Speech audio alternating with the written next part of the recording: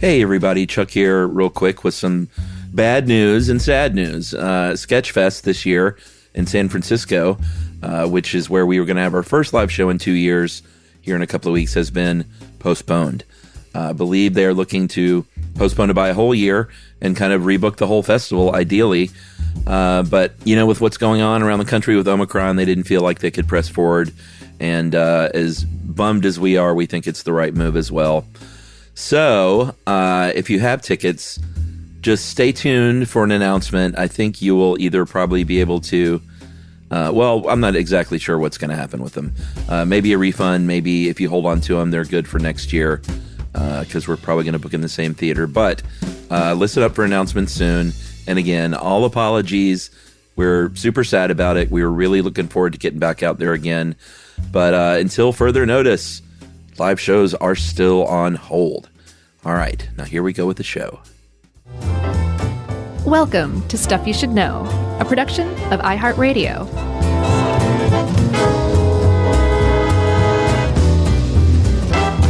Hey, and welcome to the podcast. I'm Josh Clark, and there's Charles W. Chuck Bryan over there, and this is Stuff You Should Know.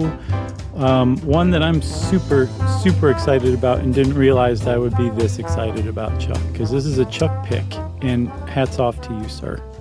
Yeah, I'm surprised that had you just never really thought about ants much? Yeah, I mean, I've looked at them before, but I'd never really researched them. I guess I've seen documentaries, and then that, of course, the animated cartoon Ants years ago kind of got me into it. And I feel like every time I've watched a nature documentary about ants, I'm just like continually amazed.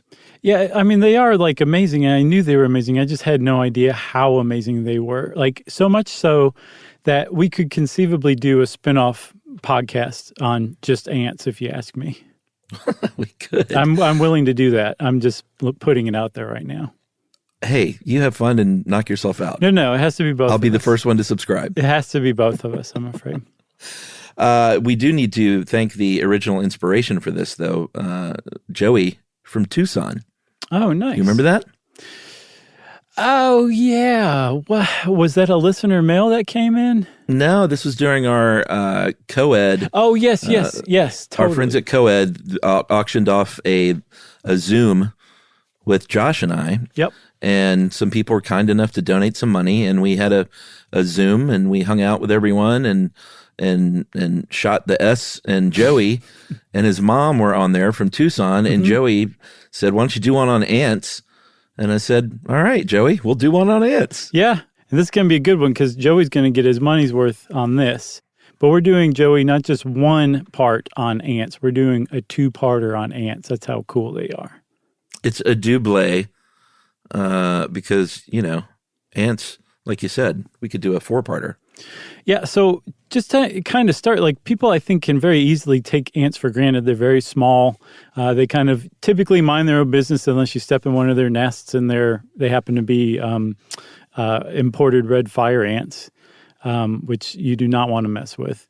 So they're just kind of easy to overlook. But when you start to kind of dig into things like the number of ants on Earth or the kind of things they're responsible for on Earth, you come to realize like ants actually pretty much dominate the terrestrial ecosystems. Everywhere, they're apparently found everywhere except for Antarctica, despite the name. Yeah, they're very hardy little creatures. They're 130 million years old from the Cretaceous period, so they actually survived the Cretaceous tertiary extinction event. And, you know, they've been around forever. They will be around forever. Some parts of the world, they make up about half, and this is places where there are lots and lots of insects, and they make up, in some places, half of the insects. Wow. So, like, if you just took all the insects in one ecosystem and spread them all out, half of them would be ants. Half of them would be ants. Don't step on them. Sure. We said it before. Don't kick over those anthills, kids. No. Don't torch them with lighters and hairspray cans. You need to leave those anthills alone. Right. One other surprising thing about their evolutionary history that I was not hip to until recently is that ants are closely related to wasps. In fact, they think that they are evolved from wasps, and one of their closest relatives is the mud dauber wasp. Yeah, I mean, if you look at a wasp, it sort of looks like a intimidating flying ant. Mm-hmm. And ants have stingers. A lot of them have venom. So, I mean, it's not like you just couldn't possibly, accept that fact. That's right. And that is a bit of a misnomer because I still say bitten by an ant. I got an ant bite. Mm-hmm. But that's not what's going on. You're actually getting stung. The stinger on an ant is a modified ovipositor. Mm-hmm. And the little worker ants, we're going to talk all about this later, but worker ants are sterile females. They can't produce eggs, so their ovipositors are stingers. Yeah. And the male ants don't have stingers. And as you'll see, like if you're at all familiar with our bee episode or our wasp episode, like a lot of this stuff is going to seem really familiar, again, because their ants are kind of pretty closely related to those things. They're in the same order, Hymenoptera, as we'll see. But they do all sorts of amazing things, and we're going to get into all of this. But ants are, they turn the soil, they move materials and energy up and down underground. They turn over more soil than the earthworm. They're extremely important little animals running around on Earth. So the next time you see an ant, especially after you hear these 2 episodes, hopefully you'll salute them or at least step over them or do something to show a little bit of respect. How many ants are there? So I've seen the one I've seen. Ruse, Dave Ruse helped us out with this one. The number he came up with, I've seen pretty much almost everywhere, which is something on the order of 10 to the 15th power adult ants on Earth right now. So about a quadrillion, which is not just a number a 4-year-old says. No, it's 1,000 trillion to be precise, which is... That sounds more like a number that a 4-year-old says. Right. If you think about it, how many humans do we have on Earth right now? Something like 7-8 billion, I believe. Sure. This is 1,000 trillion ants. And there's a lot of debate also, Chuck, about which one weighs more, calculating the biomass. Like all the ants.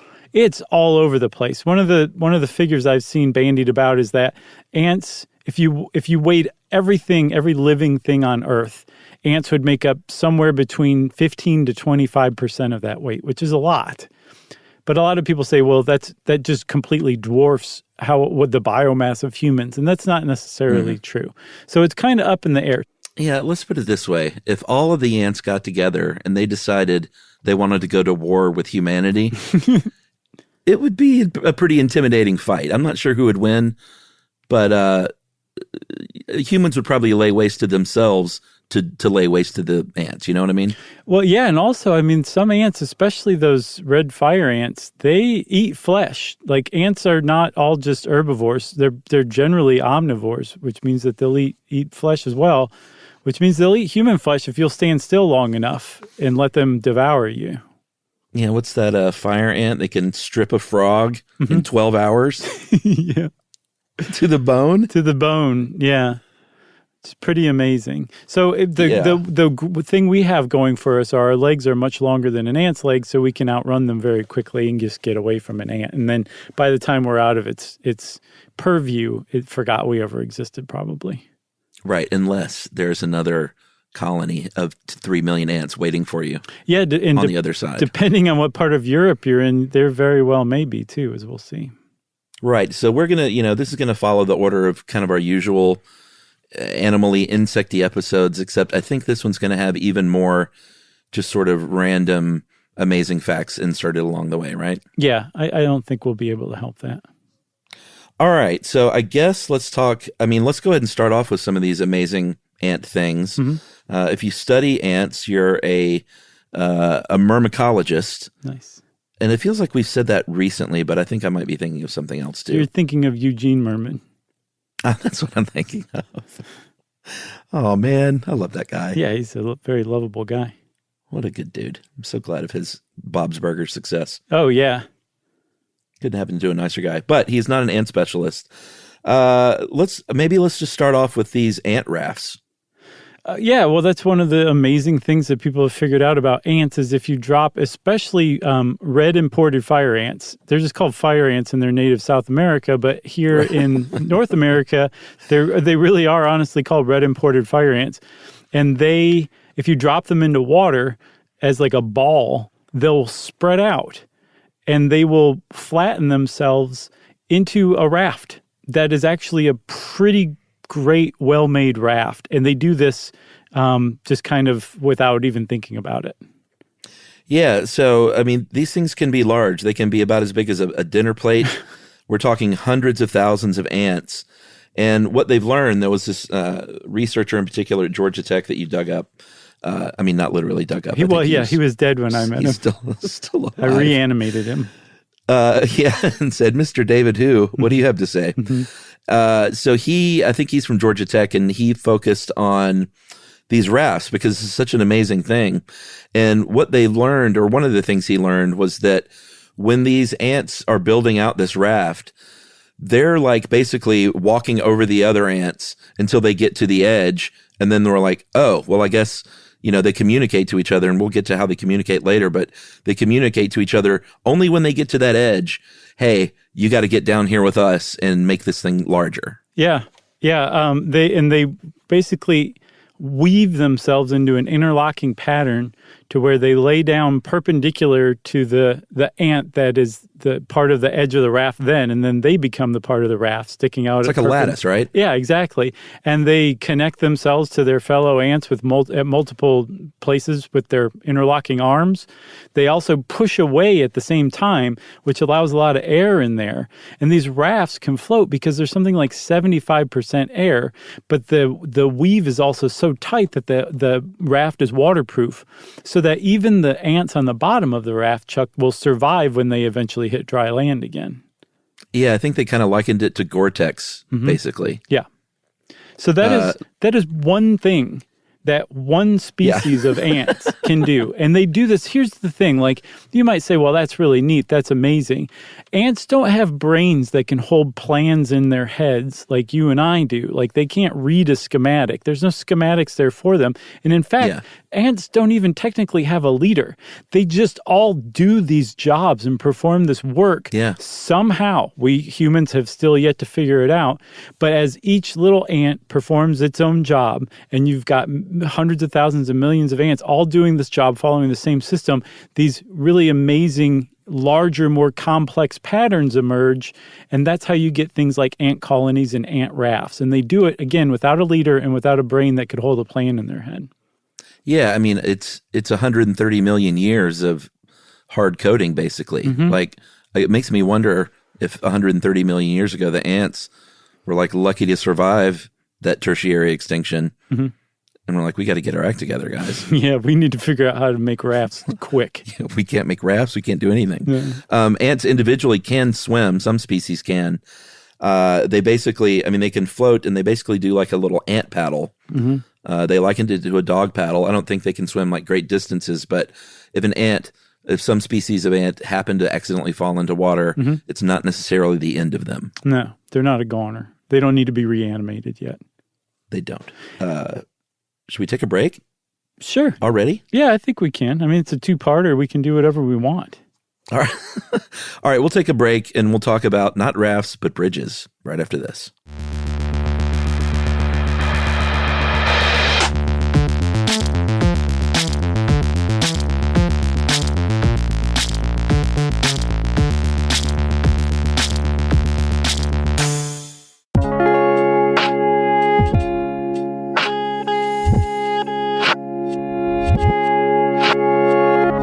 Okay, Chuck, you teased bridges. What about bridges? What do bridges have to do with ants? Well, first of all this stuff you should look up images and videos of when you can, because talking about it is one thing, but when you really see this stuff happening, when you see an ant raft or an ant bridge, it's pretty remarkable. But army ants, they're a species of ant that we're going to talk more about as well later, but they are nomadic. Usually ants kind of root down in one place, but these ants like to travel. And when they're traveling through the forest, if they come across, if they're like walking up a leaf and then they want to get across to another leaf, they will form a little, I almost said human bridge, they form a little ant bridge all the way across. and can support, it says tens of centimeters, which doesn't sound like much, but when you're an ant, it's remarkable. Yeah, so there's something going on here. You'll start to notice, like, there's something about an ant when it says, okay, I'm in water, and I'm on a ball of other ants in water. Now that I've reached the edge of water, I need to interlock with my partner. Same thing, when they reach an end in the road, a gap between the road or the bridge or whatever they're walking on, they have some sort of encoded instinct to lay down and interlock with whoever's part of the bridge behind them to form their own part of their bridge. And then even more astounding than that kind of behavior is the fact that they can support the weight of the ants crawling over them, using them as a bridge. And then once the traffic dies down, they climb back up like in the opposite direction. They disassemble the bridge on the other way and then go along their merry way on the forest floor. Yeah, that's one. They say socialism doesn't work. But I was wondering how so I saw an ant bridge spanning between two leaves, so it was off the ground. How does it, and the only thing I could figure, like, how do they all get across to the other side at the end of this whole thing? I don't know. I don't, because you'd think it'd be like one of those rope bridges where you cut one in and it goes, right. Then... Well, I think that might be what happens, but I mean, this is just a guess, but I have a feeling at the end of that bridge, they all just go really fast as after it disattaches to get to, and if they're strong enough to hold each other across the span, then I guess they're strong enough to hold that last, few centimeters as it dangles. You would think, right? Yeah, they seem to make like preternaturally intelligent use of things like physics and forces and loads and all sorts of stuff. Yeah. And to be honest, like, I don't feel like a jackass for not knowing the answer to what you're saying, because we do not understand ants very well. It's more like we humans are in the gee whiz phase of studying ants. Like, we can see what they're doing, but we can't really explain how they're doing it in a lot of cases, which makes them even more fascinating to me. But Chuck, I suspect that once we fully understand ants, it will revolutionize our own behavior and the way that we see the world and the way that we act ourselves, because we're going to learn a lot from them. Oh, yeah, but the problem is humans won't work together like that, because ants are a selfless society that works in concert to accomplish a greater goal. Maybe we'll figure out how to use them to, like, more efficiently deliver packages from e-commerce for us. Right. That's not flying them and dropping them from a drone. Right. Even more efficient than that. All right. So that's just a bit of a tease of some of the amazing things some species of ants can do. I think we need to get down to kind of the basics, like we do with all of our insect friends and animal friends, and just talk about the makeup of these little guys. Mm-hmm. Yeah. So they're insects. Like I said earlier, they're from the order Hymenoptera. So there's bees, wasps, ants. They're all pretty much in the same little group right there. But there's at least 10,000 species of ants. Apparently some botanists who don't know what they're talking about will say 14,000. And then some entomologists will say, yeah, the botanist was right. 14,000 is how many species of ants there are. Botanists are like, why they keep cutting my leaves? Yeah. Can you please ask your ants to stop doing that? That's what the botanists say. If we're talking, and again, since we're not starting our own side podcast all about ants, we're going to talk about a few different species. Ant Rant, by the way. Ant Rant? Mm-hmm. Not Anne Rind. No. Ant Rant, featuring the works of Ayn Rand instead of listener mail. Who is the opposite of ants, actually. Mm-hmm. But we're going to talk about the main ones you might find here in North America. One, of course, is the odorous house ant, a.k.a. the sugar ant or the coconut ant. These are, I love ants, but these are the problem ants in my life occasionally. Yeah. These are the little black ants that, if you have something out on your counter, can come in to your house in a nice little single file line, and we'll talk about those lines later. And they will eat whatever you have sitting out on the counter. If it's a little crumb of a Twinkie, which makes me really want to eat a Twinkie. I haven't done that in years, probably since our Twinkie episode. Sure. But they will send a lot of ants after it. And they're called odorous because apparently, I've never really noticed the smell, but if you kill them, They smell like a rotten coconut or like a blue cheesy odor. Yeah, and I'm like, rotten coconut doesn't help at all. Like, I don't understand what a rotten coconut smells like. Blue cheese, I understand more. That I get. That's not a good smell, but I have never, ever smelled an ant that smelled like blue cheese or even rotten coconut. I haven't either. And I try not to kill any ants, but invading sugar ants can be a problem. I got you. Yeah, sugar ants. That's what I've always heard them called too. So that's the odorous house ant is the same thing as a sugar ant? Yeah. Right. Okay. Because we're not like very bourgeois. We keep our sugar just on a mound on the kitchen counter, and we have a big problem with those ants too. Yeah. What about your next favorite, the pavement ant? Yeah, the Malcolmus Nastanovicus. Right. If only. They are the ones that you find like on the sidewalk mainly, maybe under rocks. And I don't think they're a whole lot different than the odorous house ant, are they? I honestly don't know. I think maybe they don't come in your house. They're more like they just hang out outside on the sidewalk. Okay. And wait for you to come home from school. I like that. Pavement ants. Yeah, I think what that describes is like where you'll find them, like under stones and sidewalks and all that. Because a lot of ants, like more than just the pavement ant, make their nest under concrete. I'm not sure why, maybe just for protection or whatever from the elements. But there are plenty of ants that seem to appreciate concrete slabs for nesting. You got your carpenter ant, which are those big daddies. Mm-hmm. They will bore into wood. I don't know if they're as big a problem as termites. I haven't really found them to be in my own life, but yeah. No, those are the ones I grew up with. They're those huge. The big black ones? Yes, they're enormous ants, but they're almost like friendly. Like they don't sting you. I think they might be stingerless, or they're certainly not venomous.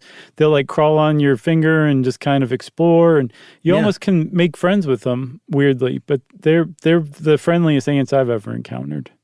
Yeah, I'll do that. If I see a carpenter ant, I'll put my finger down and see if it wants to come up and say hi. I've never seen one down here. I've only seen them in Ohio. I didn't even know they were down here. Oh, really? Mm-hmm. Oh, yeah. Yeah, we got carpenter ants. The ones I did know were down here, I found out the hard way. Right after we moved down here, I realized that I was standing in a pile of carpenter ants. And that was my introduction to them, like maybe a month or two after we moved down to the south. Oh, no. Carpenter ants or fire ants? Fire ants. Did I say carpenter? Yeah. No, I mean fire ants. Yeah, those are no good. Again, I'm not going to like try and kill their nest or anything like that. Mm-hmm. You just avoid them, basically. It's true. It is true. It's true. But like you say, if you happen to step on one, they can be pretty aggressive, though. They'll come after you. Oh, man, they will. They'll just keep going after you. And again, it looks like they're biting you because it hurts and it stings, and they're biting their mandibles, but you can't feel whatever bite they're giving you with their mandibles because they're too small. It's that stinger that's getting you and the venom that they produce inside. That's right. No good. Very painful. Leave little red bumps. Yeah, to say the least. And then they itch, and then you can't help but scratch them, and you scratch whatever little welt grows up after them. You scratch that off. It's not good. Did you get stung a lot when you were standing in one? Yes. Yeah. Oh, yeah. It was really bad. Momo got the same treatment too when she was a little puppy, and oh no, gosh, she made the worst sound I've ever heard in my life. And luckily, Yumi had just done some research on fire ants and found that if you are ever covered in fire ants, do not wash them off, because I think those might be the kind that swim, but also that will make them cling even further to whatever they can on your body. So what do you do? Just stand there and take the pain? You brush them off until they're done. Yeah, right, exactly. just eat the pain. Right. It won't last long. But you brush them off with your hand. Do not use water, because it actually makes them it's one of those things where they're like, oh, douse with water, hang on even tighter. Like they're making a raft with your leg, and then they're biting even worse. So luckily, Yumi had told me that like a week before, and my instinct, I was walking Mo near this pond. My instinct was to basically just dunk her in this pond, or else get a bunch of pond water on her to rinse it off. And I stopped myself and just brushed them off, but it would have made it so much worse. But Mo doesn't like fire ants either now. Mo probably doesn't like being dunked in a pond either. No. Just like on a nice walk. You were going to do what to me when I was a Yeah.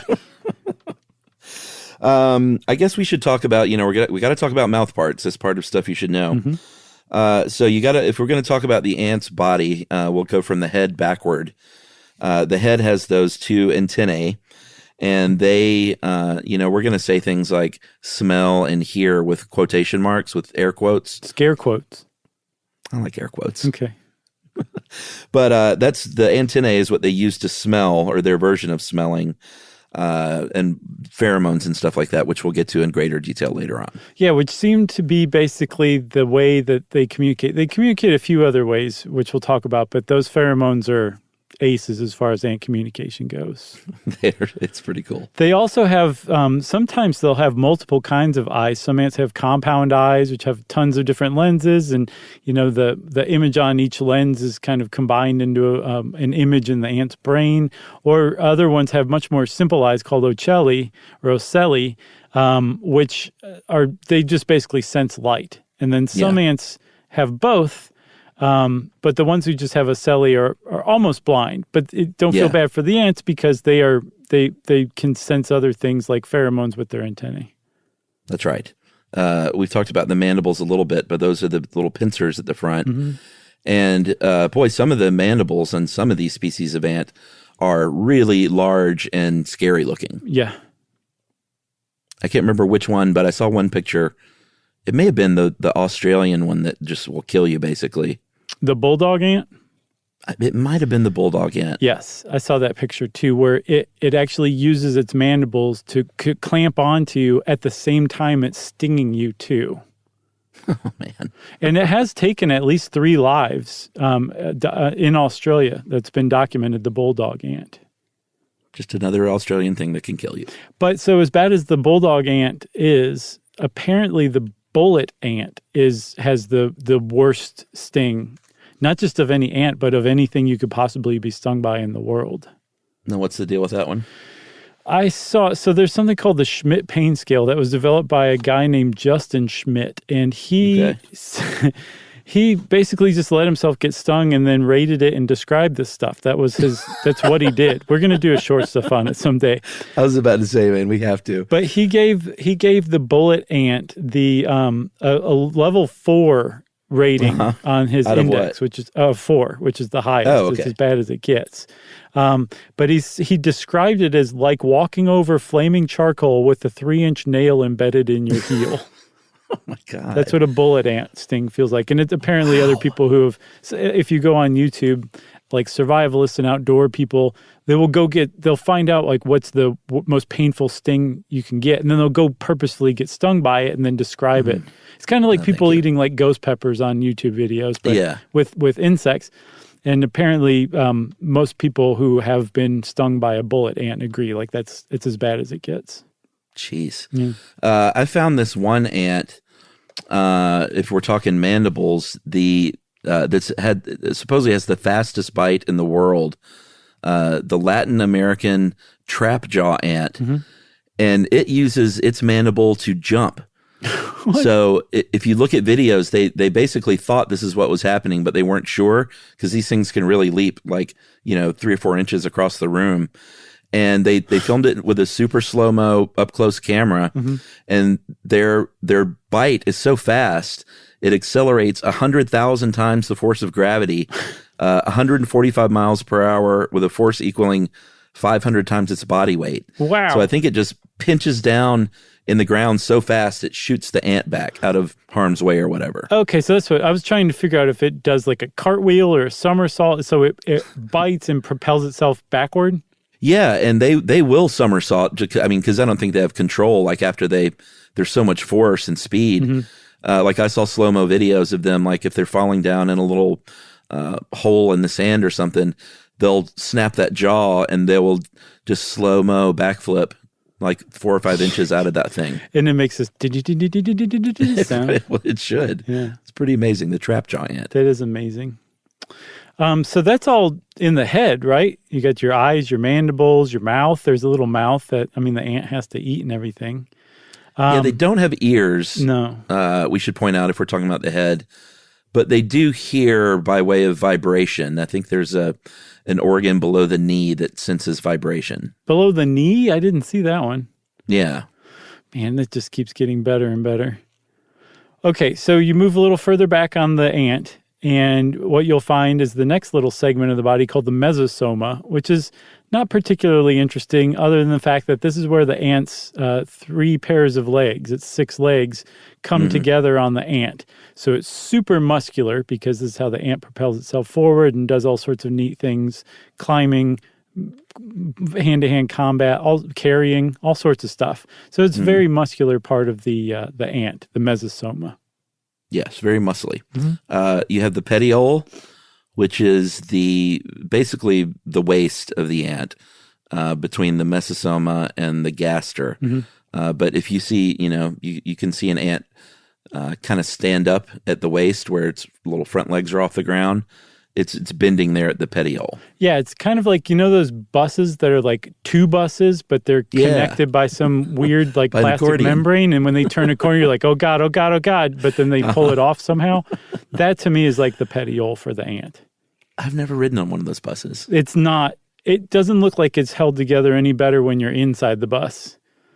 Yeah. I don't take a lot of city buses. I will say, though, traveler's tip, Emily and I think I've said this before, we took a bus in Manhattan one time, which we had never done before. We were always on the subway or in a cab or something. And we happened to be somewhere, and we needed to get somewhere else, and we saw the bus, and I said, I think we can just get on this thing, and it'll take us where we want to go. And it felt like a tourist bus.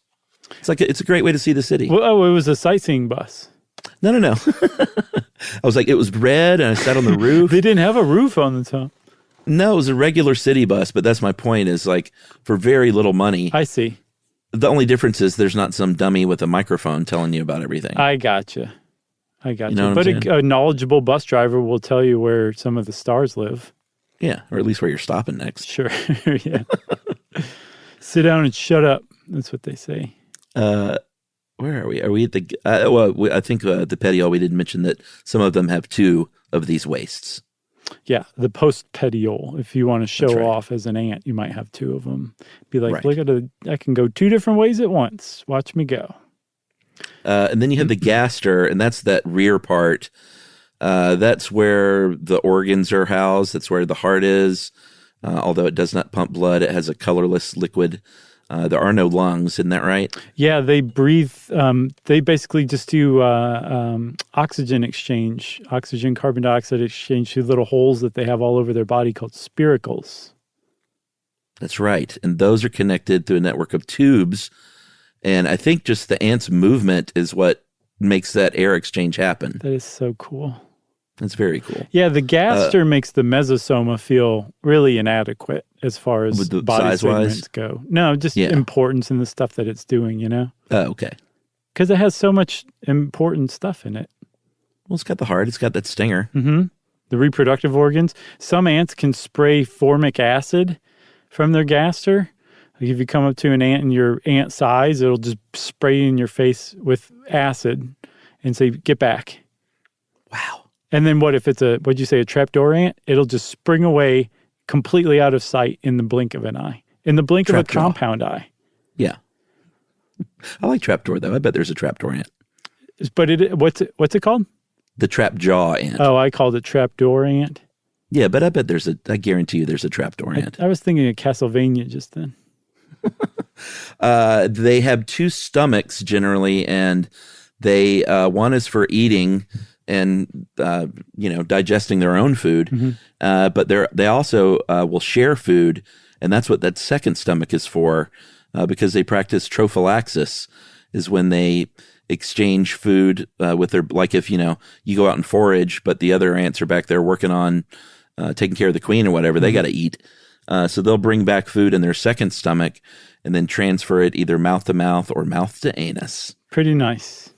Pretty nice. That is very, very kind if you think about it, It really is. So one of the things you talked about earlier, I think when we were talking about ant bridges and how they can support so much weight, partially it's because they have, like most insects, chitin exoskeleton that can that can withstand forces like 3,000 times greater than the ant's body weight. So that's how you let ants walk all over you if you're another ant without even batting an eyelash. That's right. And they are super, super, super strong. Mm-hmm. I mean, I know there are a lot of insects that can do whatever X times their body weight, but it's tough to beat the ant as a general rule. Some of them can carry up to 50 times their own body weight, and apparently it's due to their small size. And the reading I got from this was that their muscles are just dense. They have a greater cross-sectional area relative to their body size compared to all other animals. So I think that's just a really dense muscle. It's pretty cool. So they're muscular and they have a strong exoskeleton. They're just tough. That's right. And like you said, they could be found everywhere. So I say we take our second break now and then come back and talk a little bit about what ants eat. What ant eat? We'll be right back.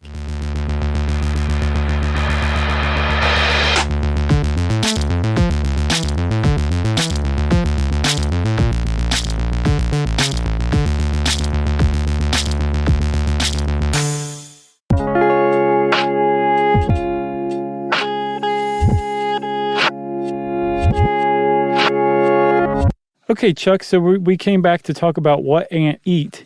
And I think I said earlier that ants are omnivorous, right? So that means they'll eat flesh. Like, don't fool yourself. Given a chance, if you lay still long enough, or if somebody stakes you to the ground and slathers you in honey around some red fire ants, they will eat your body. But so will your dog. Your dog would too. Don't be mad at your dog. Your dog's just trying to stay alive. And it's always just been curious what you tasted like, you know? Oh, man. Anytime you hear those stories, it's just so disturbing. It really is. Like the dog that eats the person that was just like in a bad drunk or whatever. Oh, wow. No. It's like passed out. No. I have, I'm not going to tell it, but okay. I know someone personally who their dog ate their arm. Ate part of their not there, but someone they lived, their roommate's foot.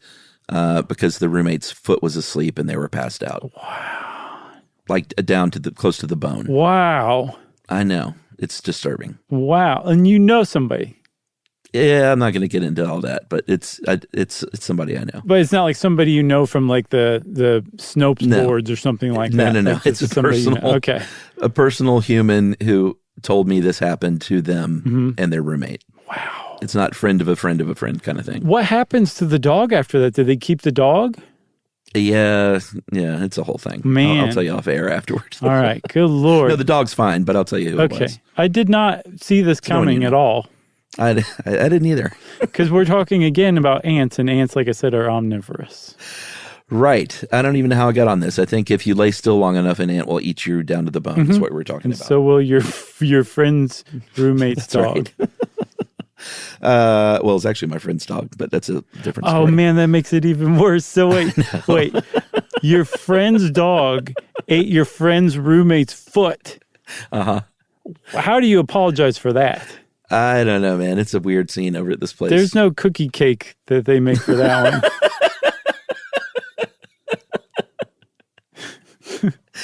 Oh, boy. The cookie cake might help, but... I mean, it'll help, sure, but you just have to get a generic one. Maybe one of those Milk Bar chess pies. That might do it. Really, anything from Milk Bar would work. I agree. So, honeydew. Let's talk about honeydew. I think that's how we can get back on track. Okay. Let's talk about it. Have you ever tried to grow a citrus-producing tree? No. I want a lime tree or a lemon tree, but we don't currently have one. Okay. So one of the worst things that's going to happen to you when you start growing that lime tree are aphids. And you're going to know you have aphids, not because you see a bunch of aphids on there, but because all of a sudden there's like sticky stuff running all over your leaves, all over your branches, all over the trunk of your little lime tree that you're trying to grow and never did anything to anybody. But now all of a sudden it's really suffering. And what you will know is that you have an aphid infestation. One of the other dead giveaways, Chuck, that you have an aphid infestation on your future hypothetical lime tree is that it will be covered with ants. And those ants are not just there eating that sticky stuff. They're actually what some entomologists refer to as raising these aphids as basically livestock. Yeah, so the honeydew, and I hope I'm not getting this wrong. It sounds like what they do is the aphid pierces the phloem ducts, and then this stuff goes straight through them, the sap, and goes in their mouth, comes out their butt as honeydew, and that's what those ants are. That's their delicious nectar, right? Yes. I don't understand why the ants can't just go to where the aphids just were and lick the honeydew that's coming out of there. So it must have something to do with the aphid, like it's transformed by the aphid physiology, I guess. It's a transformative experience. Like the ants, yes, I see the raw ingredient there is coming out of the tree, but I'm all about the stuff that's coming out of this aphid little bottom. That's what I want to lap up. I guess, you want that soft serve right out of the machine. I guess so. But they are crazy for this stuff. So much so that, again, that they take care of these guys, They right? do. So they will herd aphids to different parts of the plant to say, okay, here, bite into this. And I'm just going to position my mouth right behind you while you do and just let it flow right into my face. They will move them around the plant like herds. At night or when it gets cold, they will actually herd the aphids into their own little nests and protect them and defend them. Ladybugs love to eat aphids, so ants defend aphids against ladybugs. And then if they want an aphid to produce honeydew, they will actually stroke the aphid to be like, go ahead, let it go. And then they eat the honeydew that comes out of the aphid. But the fact is, this to me is one of 50 facts of the podcast. They herd and treat and raise and protect aphids just like humans do livestock, like cattle and pigs and things that we depend on for food. Yeah. Those little supposedly brainless little insects, all in the name of that sweet, sweet butt juice. That's right. Honeydew. That is unbelievable. Yeah, I think that might top off at least this episode's fact of the podcast. That's better than rafts, if you ask me. I think you might be right, dude. So not only do they like honeydew, Chuck, because ants are omnivorous. I'm not sure if I said that yet. They will eat all sorts of other stuff, too. Nectar, other insects. They're apparently one of the largest predators of invertebrates wherever they live. Now, will they eat each other? Sure. They will? Yeah, they'll actually cannibalize eggs so their line will succeed over like a nestmate's line in some cases. Oh, I also saw this thing, and maybe this is a decent fact to sort of finish on, that some ants are called slave makers, and they practice slave raiding. So if you're a slave maker ant, you are specialized to another kind of species that's really close to your own, and you basically capture them and force them to work in your colony. What is going on? And they do it. They just go over there and they work in their colony like it was their own. And all the slave makers, all they do is go and replenish that labor force with more enslaved ants. Man, that is crazy. You have to just stop researching at a certain point. Dude, that's what I'm saying. Ant Ran. Otherwise, it's 18 hours long. Ant Ran is coming in 2022, Chuck, from us. Is that good for part one? I think so. That was a great one to finish on. Nice work. And then, all right. as is custom, we don't typically do listener mail for part one of a part two, right? Mm-hmm. And we'll see you guys Thursday, I guess, for part two of Ants, if I'm not mistaken. And if you want to get in touch with us, you can send us an email. Send it off to stuffpodcast@iheartradio.com. Stuff You Should Know is a production of iHeartRadio. For more podcasts from iHeartRadio, visit the iHeartRadio app, Apple Podcasts, or wherever you listen to your favorite shows.